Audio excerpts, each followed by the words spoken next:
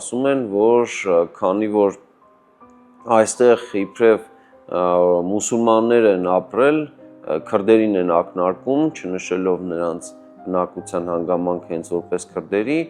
ապա նշում են, եթե Գավառում հայերը մեծամասնություն չէին կազմում, ինչպես կարող է լինել դա հայկական եւ վանքի նկատմամբ այդպես հարցականները մեծացնում էին։ Բանն այն է, որ հատկապես 18-րդ դարի երկրորդ կեսից այստեղ նկատելի է եղել հայկական տարրի տեսակարգշռի նվազում, բայց հենց քարվաճառի շրջանն էլ ստացվում է, որ պատմական այդ ծար գավառն է կամ վերին Խաչենը, որտեղ որ դադիվանքը եղել է վճռորոշ իր վարչական իշխանությամբ եւ շատ հետաքրքիր մի բան կա, որի մասին քիչ է խոսվում եւ շատ ուժեղ փաստարկ է մեր հարևանների քարոզչության դեմ, բանն այն է, որ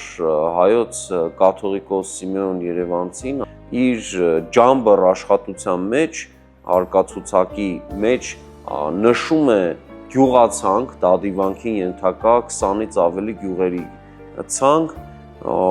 որոնք որ հարկատու են փաստորեն վանքին։ Եվ հարկատվության հանգամանքը ցույց է տալիս, որ այդտեղ բնակվողները